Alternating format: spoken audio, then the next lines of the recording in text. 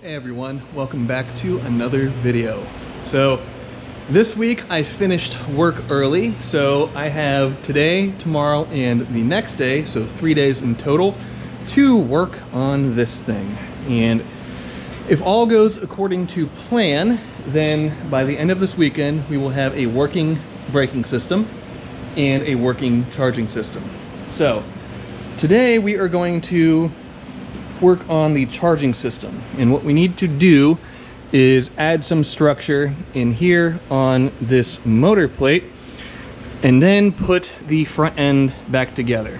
So that means put the timing belt back on, get the plate tightened back down, all of that. But the first order of business is to add the structure in here, and then I'm going to add some down in this area here where the alternator doesn't make its way into, just so, since that is one of the engine mounts, I want to make sure that I've done my due diligence in making sure that it doesn't come apart on me as this thing is in operation.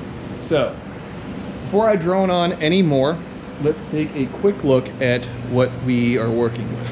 So I have some CAD right here, or what will be CAD, and then I have these two plates of 3/8 aluminum. I think it's 6061 aluminum, just 3/8 thick plates, 5 inches by 8 inches. And we're going to use this piece of cardboard to make a template to fill in some of this area back here. And we will figure out the shape we need to cut the shape out of the aluminum, weld it together, so on and so forth. So without further ado, let me get the plate, or get this disassembled to the point where I can more easily make a template, and we can keep going or start going from there.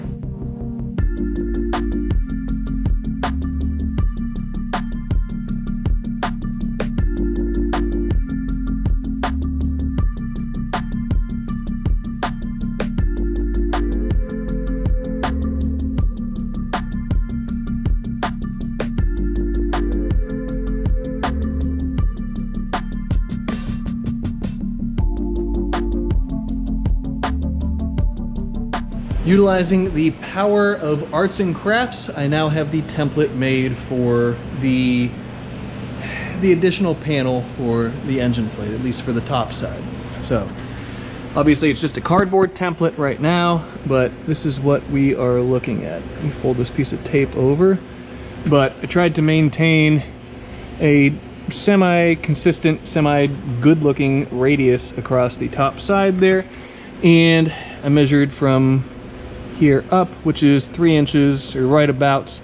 So that's about the width that the plate was. So from the bottom here to the top here should be right about 3 inches. I just wanted to reestablish the thickness, or reestablish that distance with the plate, with the piece of material that I'm adding to it. So now that I have that template made, I can transfer it to the piece of aluminum, and it will have to end up being a two-piece deal, as the pieces that I have gotten for it are only 5 by 8, and if you see right here, there is a parting line. So this ended up being 2 pieces, and if I needed to make it out of 2 pieces out of cardboard, therefore I will need to make it out of 2 pieces out of the aluminum as well. So I'll get one of the blocks over here, I can transfer these templates onto it, and then we can run over to the vertical saw, cut these pieces out, get them prepped and ready to be welded onto the plate.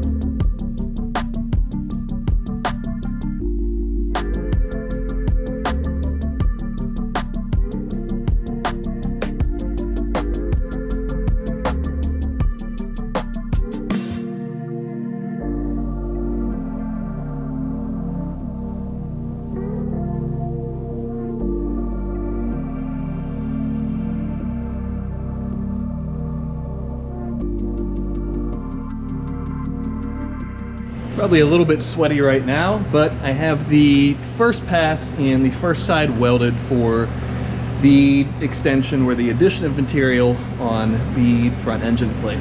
So here's what we ended up with. Pretty nice weld, and I tried to keep it as flat to the surface as I could, so that way there is less effort that needs to be expended for sanding to get this nice and smooth again. As much as I love welds and as much as I love welding, I do not want just a rogue weld in the middle of the plate like that. So I'll come in, I'll sand this down once this is cooled off, but that's exactly what I'm going to let it do right now, is cool off. So it's lunchtime. When I'm back from lunch and full of some delicious Chipotle, I can, hopefully this will be cool by then, I can pull it off of here, sand this side down, flip it over, weld the back side, repeat the cooling process, and at that point we should be ready to clean this up and it'll be ready to go back in the car at that point. I did some significant off-camera sanding and grinding and shaping and what have you, but the engine plate has now taken not its final form but close to it. So let's take a look at it. So that is what we ended up with. You can see all this additional meat right here, all this additional structure, and I'm very happy with how this has come out. So I have no worries about this coming apart anymore, and it still looks plenty organic, and it doesn't look like I just chopped up some 3/8 plate and welded it together. So the next things to do, this is just mocked up again right now, is this will need to come off. I need to actually apply the surface finish that I want onto it, as this kind of DA'd and then flap wheeled surface finish, not exactly my favorite. So I have a couple of different grits for my DA, so pull this all back apart tomorrow because we're right about the end of the day and I have to get out of here and go tend to some other things. But come back in tomorrow, I'll pull this back apart, I'll get the surface prepped, get everything else done. I'll come in with the router and put a nice chamfer around everything, and at that point the plate will be done, the timing set can go back together, the whole front side of the engine for that matter can go back together, and then we can fire it up and see if it actually is charging. So provided that it is charging, well, I guess there isn't really much else I can do if it isn't. We'll move on to the brake line at that point. So I guess I'll see you guys then. I'm going to get out of here for today, and tomorrow we'll reconvene and get the rest of this knocked out. We are back for day 2 of this 3-day Supra work extravaganza. So yesterday went ahead and added all of this material to the front engine plate, and I'm going to add a little bit more. Now what I'm doing, you see this part I have marked out here. If I can get this lined up. Something like that.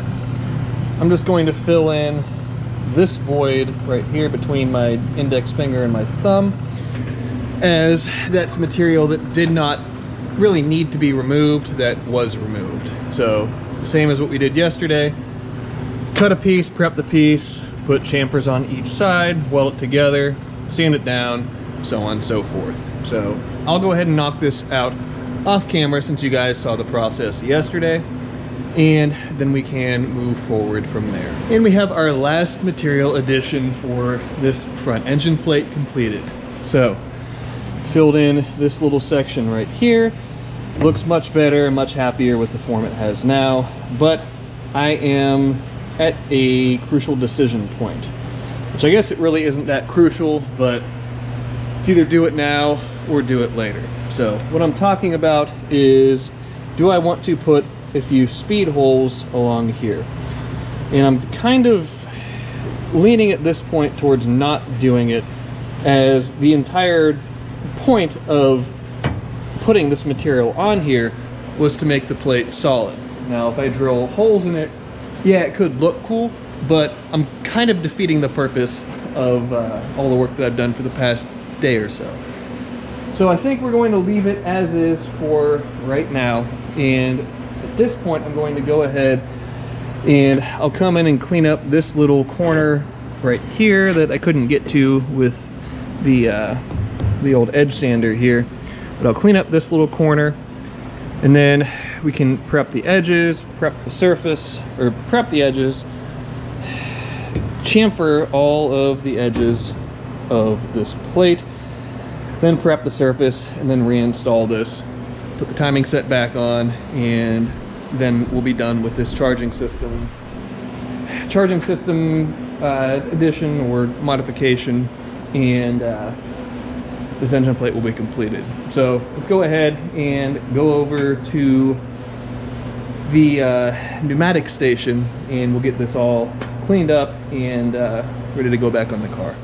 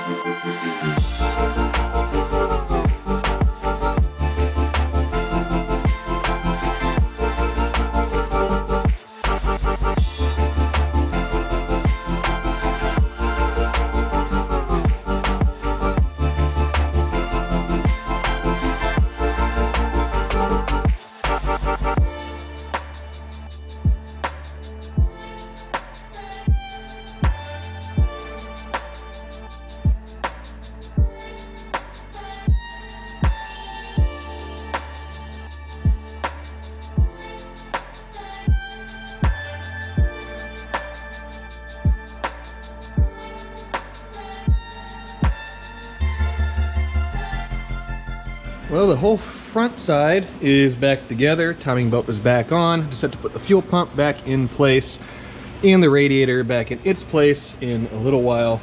But we need to work on the alternator because I just inflicted a new little repair job upon myself. So I have this M10 by 1.50 fastener that I was putting through this eyelet. So in doing so, this is really set up for an M12 fastener. So you can see the slop that we have. So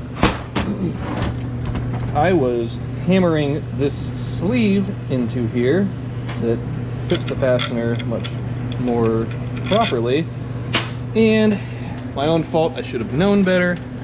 Hammering into cast, we now have a crack to repair.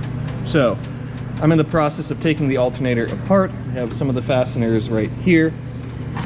And whew, that was loud, sorry guys.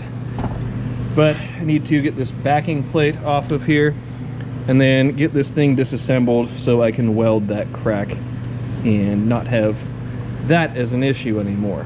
So let me get this disassembled, then we will cut the crack out, weld this ear back together, cut the sleeve down, and then it will be ready to go in its place.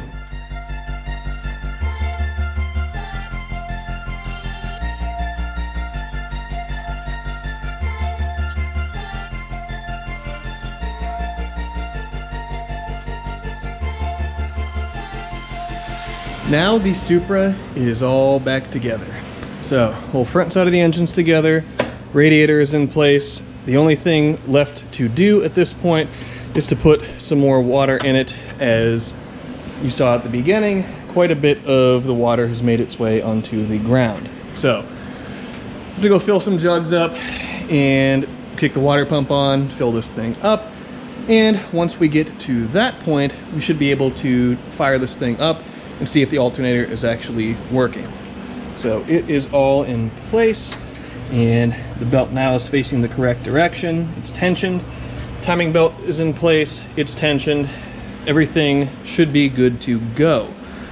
So let me go ahead and fill those jugs. Come over, start pouring some water in, and before long we'll be able to fire this thing up, and hopefully we have achieved a working charging system.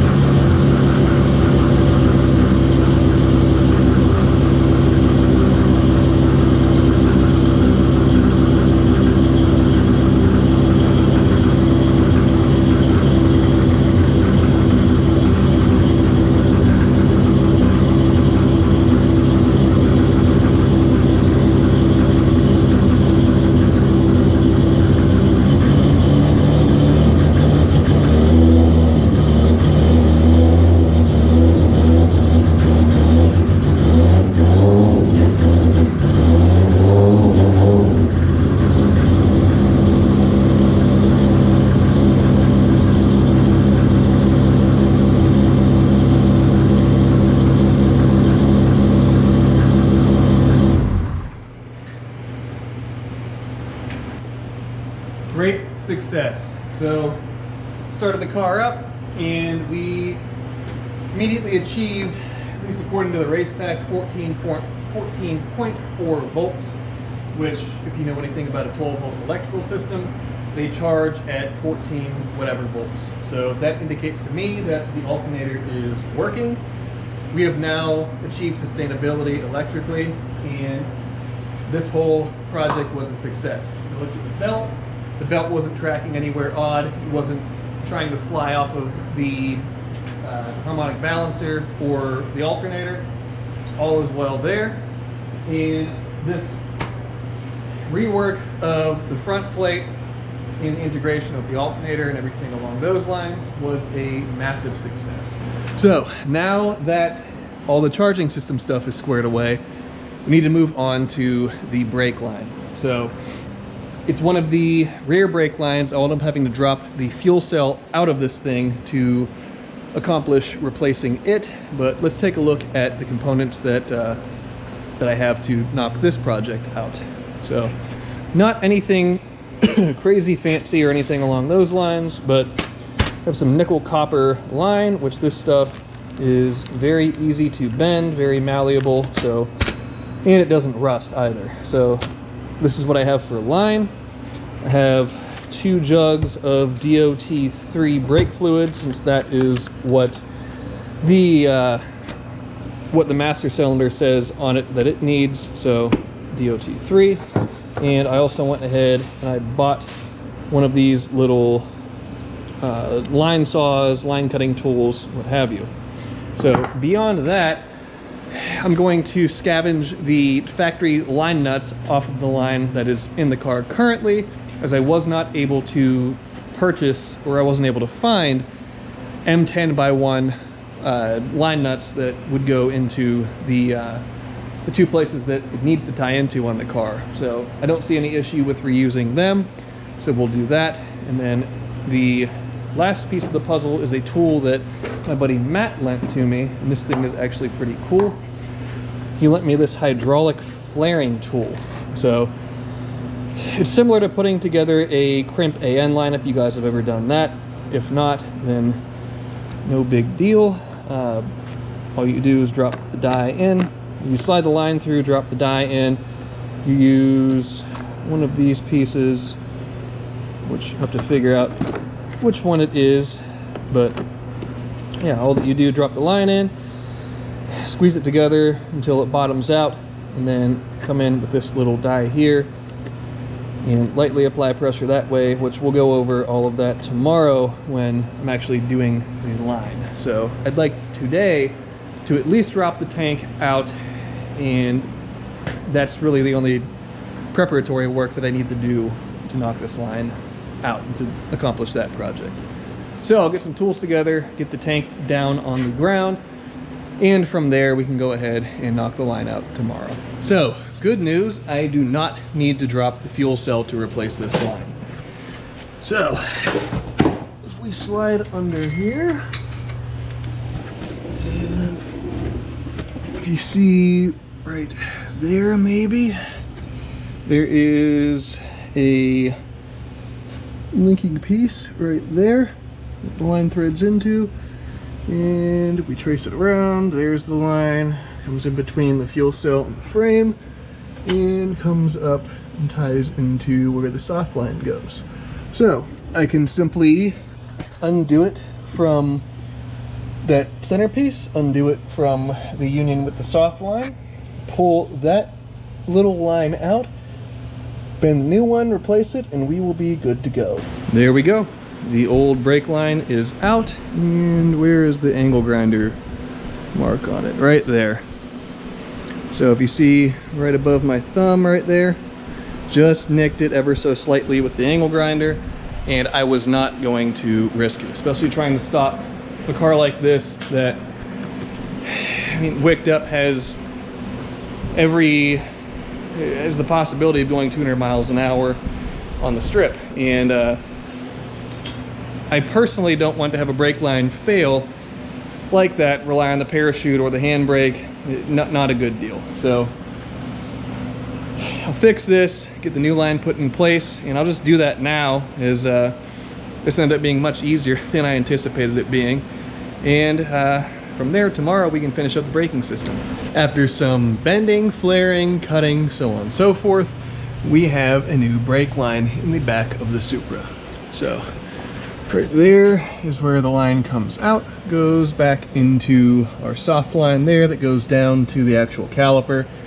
And the line kind of mimics the route that the factory one took. And I even, right there, if you can see where the light's centralized on, I even used one of the factory clips to help hold it in place. So at this point, as far as I know, the braking system should be ready to accept fluid, be bench bled, and at that point we should be able to actually bleed the brakes, and this thing should have a self-sustaining braking system rather than relying solely on the parking brake as our means to stop the car. But it's late here now. I'm going to get out of here and do that tomorrow. So I will catch up with you guys then, and we'll knock out, hopefully without any other issues, the end of a very successful weekend. Day 3 of this video. Let's go ahead and make this thing stop.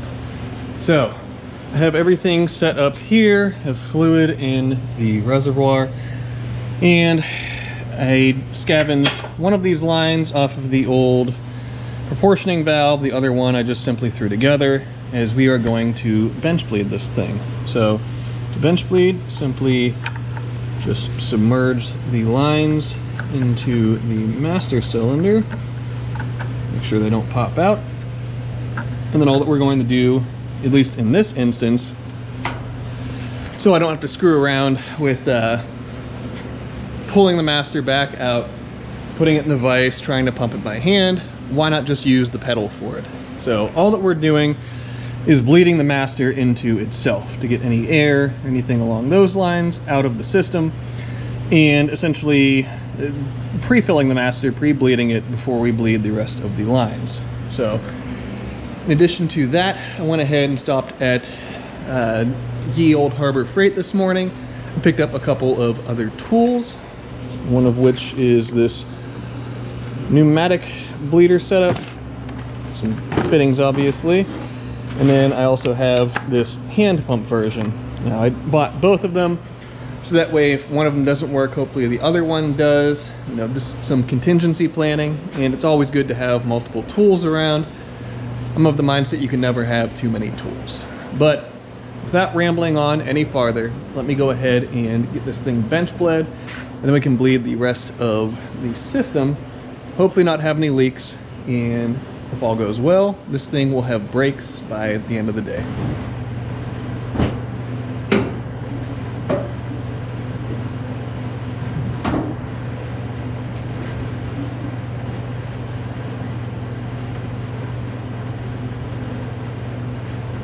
Bench bleeding is completed, and all of the bleeder screws are cracked loose. So it is, I guess, now time to start actually bleeding the system. So I'm going to initially attempt to use this little Harbor Freight vacuum pump. So you apply pressure, obviously, to the shop air connection there. If you depress the trigger, it sucks a vacuum through this hose end right here that is conveniently set up to go right over top of a bleeder screw.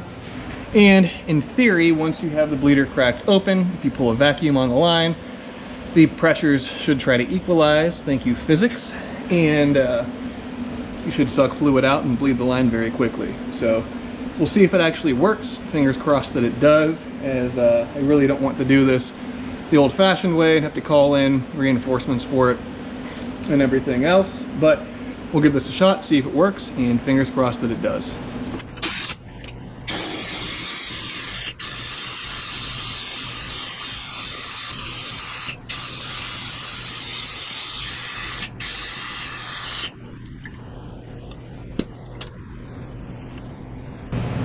Open or close.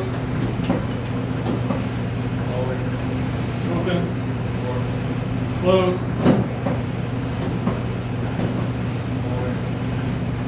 Open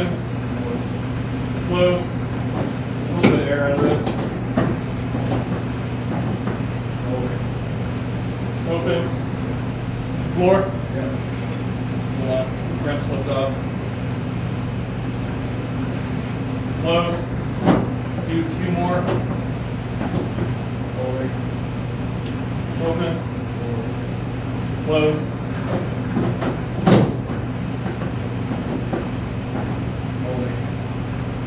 Open. Close. What do you think? Will you throw us off 200 like that? Yeah. Alright. That's what I like to hear.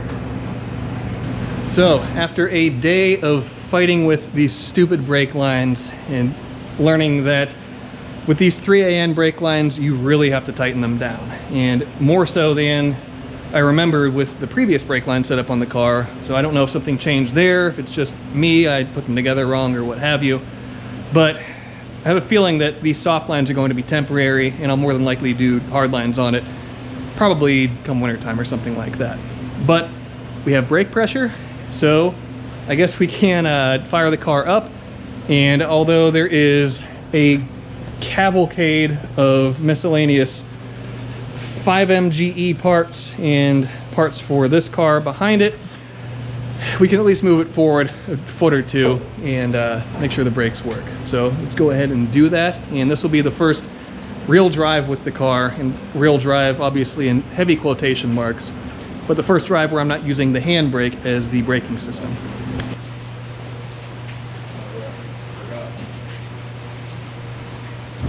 Test drive. Test drive.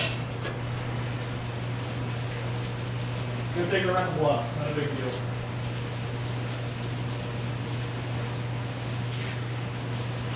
I'm not even going to unplug the trickle charger. So I'm not even going to unplug the trickle charger, just let the cord drag behind it. Okay. Oh. Might run over it coming back. Say what? Does it have enough slack and get you run over it coming back? Should be alright. Should be. In theory.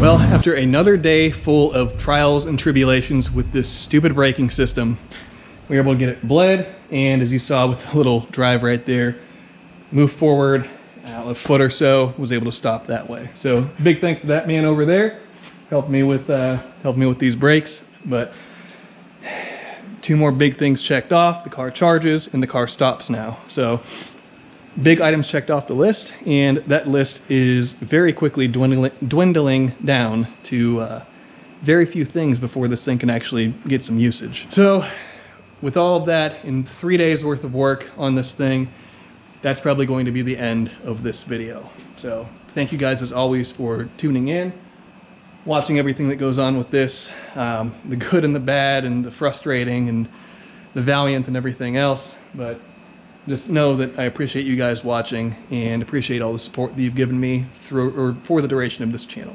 But before I drone on anymore, that'll be the end of this video. So until next time, be sure to subscribe, leave a like, leave a comment, and I will see you guys in the next episode.